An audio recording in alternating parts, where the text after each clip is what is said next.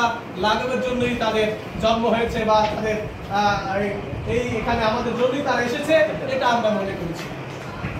তবে দুঃখজনক হলো সত্য যে আমরা আমাদের সাবেক শিক্ষা উপদেষ্টা ও বর্তমান পরিকল্পনা উপদেষ্টা মহোদয়ের প্রতিশ্রুতি অনুযায়ী আমাদেরকে যে তিনি বলেছেন যে এবারে ঈদই আপনারা বোনাসের যে পরিবর্তনের কথা তিনি বলেছেন সেই কথা তিনি রেখেছেন।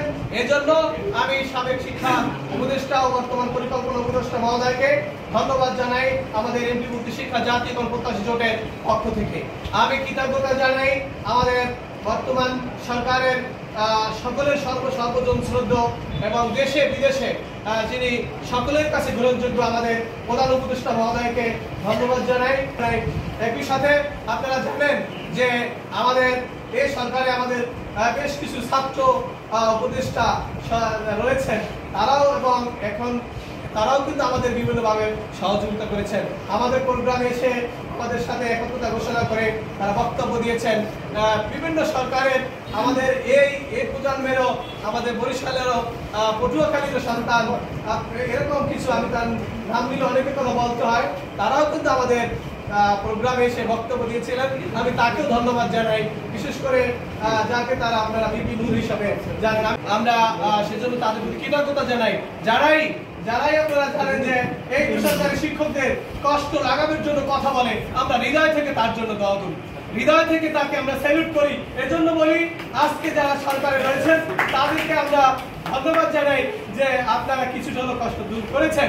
তবে আমি বলতে চাই আমাদের সাবেক শিক্ষা উপদেষ্টা বর্তমান পরিকল্পনা উপদেষ্টা যে প্রতিশ্রুতি দিয়ে আন্দোলনের পথ থেকে আমাদেরকে সরিয়ে এনেছেন, যে প্রতিশ্রুতি দিয়ে আমাদের রাজপথ থেকে ঘরে ফিরে নিয়েছেন, যে প্রতিশ্রুতি দিয়ে আমরা সংবাদ সম্মেলন করে আমরা তাকে ধন্যবাদ জানিয়েছি, কৃতজ্ঞতা জানিয়েছি, সেই প্রতিশ্রুতি বাস্তবায়ন না করা হলে আবার আগামী 13 আগস্টে সেটা বুঝতে পারবেন যে শিক্ষকদের মধ্যে কিরকম যে আপনাদের উপস্থিতি হবে এটা চিন্তাও করা যায় না।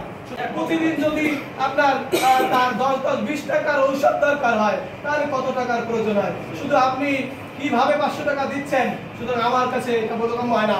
আর একটা বিষয় হলো এদেশে অনেক সিদ্ধান্ত নেওয়া হয় শুধু আমাদের আমলাতান্ত্রিক সিদ্ধান্তের মাধ্যমে। আমি বলতে চাই শিক্ষকদের বিষয়ে সিদ্ধান্ত নিতে হলে শিক্ষক প্রতিনিধিদেরকে ডেকে বসে তারপরে সিদ্ধান্ত নেবে।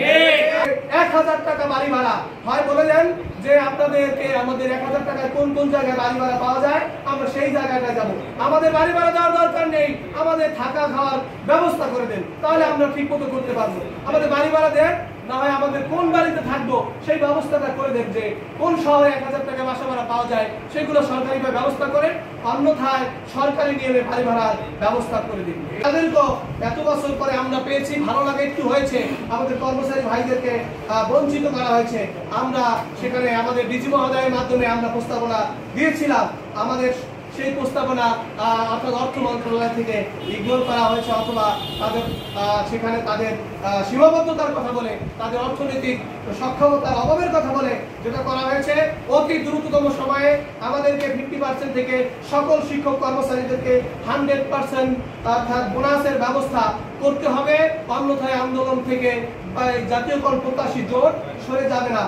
থেকে বঞ্চিত করে আপনারা ভবিষ্যৎ প্রজন্ম গড়ার চিন্তা করতেছেন, প্রশিক্ষণের ব্যবস্থা করতেছেন, তার আগে ঠিকমতো খাওয়া, ঠিকমতো জীবনযাপন করার ব্যবস্থা করুন। তাহলে তাদের মধ্যে যে আনন্দ, যে উৎসাহ উদ্দীপনা তৈরি হবে সেটা শ্রেণীকক্ষে পাঠদানের মধ্যে দিয়ে প্রতিফলন ঘটবে, এটা আমরা বিশ্বাস করি।